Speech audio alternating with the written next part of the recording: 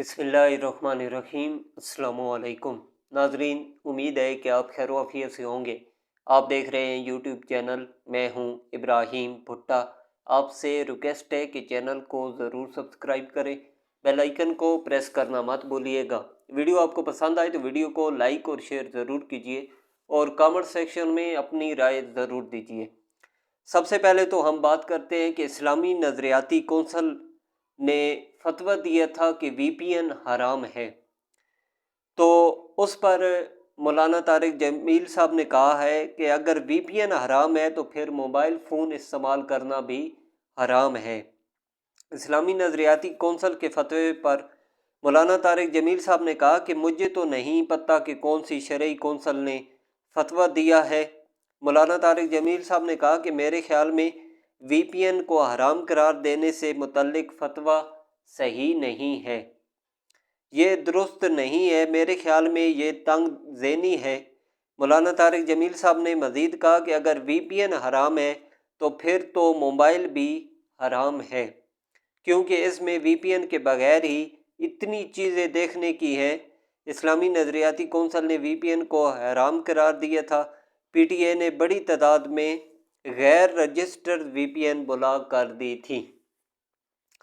उसके बाद बात करते हैं कि पाकिस्तान तहरीक इंसाफ पेशावर सिटी की तंजीम में इख्तलाफात मज़ीद बढ़ गए। एसड के नायब सदर अब्बास खान ने भी ओहदे से इस्तीफ़ा दे दिया। अब्बास खान ने इस्तीफ़ा ज़िलई सदर को अरसाल करते हुए कहा है कि ज़ाती वजूहात के बायस ओहदे से मुस्तफ़ी हो रहा हूँ। इससे कबल पेशावर सिटी के सीनियर नायब सदर मलक असलम और जनरल सेक्रेटरी तकदीर अली ने भी अपने ओहदों से इस्तीफ़ा दे दिया था। तकदीर अली ने अपने इस्तीफ़े का बाज़ाब्ता ऐलान वीडियो पैगाम के ज़रिए किया। ज़राए के मुताबिक पेशावर से मज़ीद ओहदेदारों के इस्तीफ़े आने का इम्कान है। ज़िलई क़यादत की जानिब से मुस्तफ़ी होने वाले ओहदेदारों को मनाने की कोशिश नाकाम हो गई है। उसके बाद ख़बर शामिल करते हैं कि पाकिस्तान किसान एहताद ने हुकूमत की जानिब से आयद करदा ज़रूरी टैक्स के ख़िलाफ़ सड़कों पर निकलने का ऐलान किया है।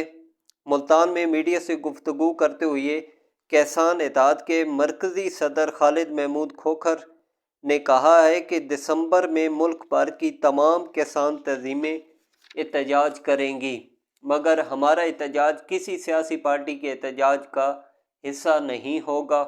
उन्होंने कहा कि मुल्क में ज़राअत मईशत में बेहतरी का वाहिद ज़रिया है, लेकिन बदकिस्मती से हुक्मरानों की तरजीहात में ज़राअत नहीं है। खालिद महमूद खोखर का कहना था कि रवां बरस गंदम की काश्त 30% तक कम होने जा रही है। गुज़श्ता साल गंदम की कीमत न मिलने पर ज़राअत की ग्रोथ माइनस पर गई। उसके अलावा इमरान खान साहब ने अपने 3 तर्जमान मुकर्रर कर दिए हैं, जिसके मुताबिक बैरिस्टर गौर साहब, सलमान अकरम राजा साहब और उमर अयूब साहब इमरान खान साहब के फोकल पर्सन मुकर्रर किए गए हैं। इमरान खान साहब से मुतल्लिक मालूमात के हवाले से इबहाम दूर करने के लिए उनकी हदायत पर 3 तर्जमान की तकर्री अमल में आई है। इमरान खान साहब से मुतल्लिक मालूमात की रसाई अब इन 3 फोकल पर्सन्स के ज़रिए ही हो सकेगी। तहरीक इंसाफ की जानिब से नोटिफिकेशन भी जारी हो गया है। उसके बाद लबनान के हवाले से ख़बर शामिल करते हैं कि दहशतगर्द इसराइल ने लबनान में 24 घंटों के दौरान कम अज़ कम 145 फ़िज़ाई हमले करके दर्जनों शहरियों को शहीद कर दिया है। अल जज़ीरा की रिपोर्ट के मुताबिक लबनान में हालिया इसराइली हमलों में मुज़ाहमती तंजीम हिज़्बुल्लाह के मरकज़ी तर्जमान मोहम्मद हफ़ीफ़ भी शहीद हुए। बैरूत समेत दीगर शहरों में बमबारी से दर्जनों इमारतें तबाह हुईं। मोहम्मद हफ़ीफ़ हिज़्बुल्लाह कायद हसन नसरुल्लाह शहीद के मुशीर इत्तलात थे, जबकि वो अलमनार टीवी के डायरेक्टर जनरल भी रह चुके हैं। इसराइली जरिए से लबनान में अब तक 3,452 शहरी शहीद हो चुके हैं और 14,500 से ज़ायद ज़ख्मी हुए हैं। कैसरिया में इसराइली वज़ीर आज़म نیتن یاہو کی رہائش گاہ پر بھی فلیش بموں سے حملہ کیا گیا، تاہم حملے کے وقت وہ گھر پر موجود نہیں تھے۔ ادھر حزب اللہ سے سرحدی جھڑپوں میں اسرائیل کا ایک فوجی مارا گیا۔ اللہ پاک سے دعا ہے کہ اللہ تعالیٰ مسلمانوں کی جہاں بھی مسلمانوں پہ ظلم ہو رہے ہیں، اللہ پاک ان کی حفاظت فرمائے، اور جو شہید ہو گئے ہیں اللہ تعالیٰ ان کو جنت الفردوس میں اعلیٰ مقام عطا فرمائے، اور ان کے اہل خانہ کو اللہ پاک صبر جمیل عطا فرمائے۔ اس کے علاوہ مولانا فضل الرحمان صاحب نے میڈیا سے گفتگو کرتے ہوئے کہا کہ مجھے پی ٹی آئی کے احتجاج کا علم نہیں ہے، میں کل ہی برطانیہ سے آیا ہوں۔ مولانا فضل الرحمان صاحب نے کہا ہے کہ خیبر پختونخوا سیکورٹی کی بدترین صورتحال سے گزر رہا ہے۔ حکومت لوگوں کی جان و مال کے تحفظ کے بجائے کرسی بچا رہی ہے، صوبے کے عوام تکلیف سے گزر رہے ہیں۔ مولانا صاحب نے کہا کہ حکومت نے سیاست پر توجہ دی، قیام امن پر نہیں، جو غلط ہے۔ 26ویں آئینی ترمیم سے شق نمبر 8 کو نکال دیا گیا۔ 26ویں آئینی ترمیم کے بعد قانون سازی کر کے انسانی حقوق کی پامالی کی جا رہی ہے۔ آج کسی کو بھی پکڑ کر 90 دن تک تحویل میں رکھ سکتے ہیں۔ اپنے ہی ملک کے عوام کو دنیا کے سامنے مشکوک بنا دیا گیا ہے۔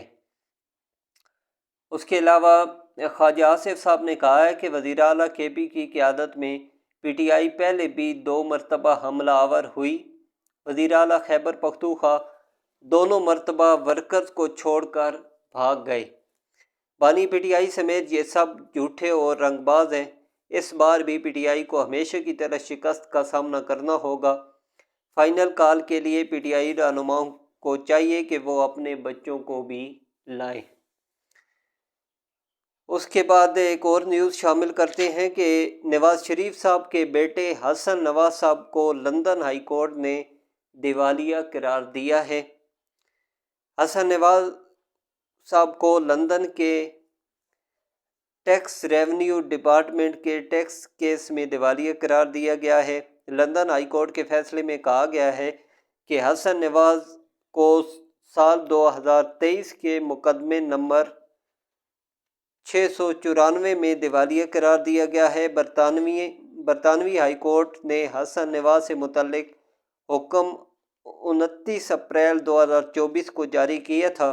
رپورٹ کے مطابق حسن نواز سے متعلق مذکورہ کیس 25 اگست 2023 کو فائل کیا گیا تھا۔ حسن نواز صاحب کی قانونی ٹیم مذکورہ کیس کا بغور جائزہ لے رہی ہے اور جلد ہی اس عدالتی فیصلے کا جواب داخل کرایا جائے گا۔ برطانوی قانونی ماہرین نے بتایا کہ کوئی فرد اپنی ادائیگیوں کو سیٹل نہیں کرتا تو حکومت حرکت میں آتی ہے، جبکہ سیٹلمنٹ نہیں کر پاتا تو فریق کورٹ میں کیس لے کر جاتا ہے۔ جب کوئی دیوالیہ ڈکلیئر ہو جائے تو دوبارہ کسی کمپنی کا ڈائریکٹر تعینات نہیں ہو سکتا۔ دیوالیہ قرار دیے گئے شخص کو دوبارہ قرض لینے میں بھی مشکلات پیش آتی ہیں۔ حسن نواز صاحب اب بھی برطانیہ میں متعدد کمپنیوں کے ڈائریکٹر ہیں۔ اس کے بعد لاسٹ میں ایک خبر شامل کرتے ہیں کہ آج ایپیکس کمیٹی کا اجلاس ہونا تھا 2 بجے، لیکن وہ اجلاس مؤخر کر دیا گیا ہے۔ تو وزیر اعظم شہباز شریف صاحب کی طبیعت ناساز ہونے کے باعث نیشنل ایکشن پلان کی ایپیکس کمیٹی کا آج ہونے والا اجلاس مؤخر کر دیا گیا ہے۔ ذرائع کے مطابق نیشنل ایکشن پلان کی ایپیکس کمیٹی کا اجلاس اب کل ہوگا۔ اجلاس میں army chief, D G I S I, D G M I, D G I B, تمام صوبوں کے وزرائے اعلیٰ، عام وفاقی وزراء اور دیگر ارکان شرکت کریں گے۔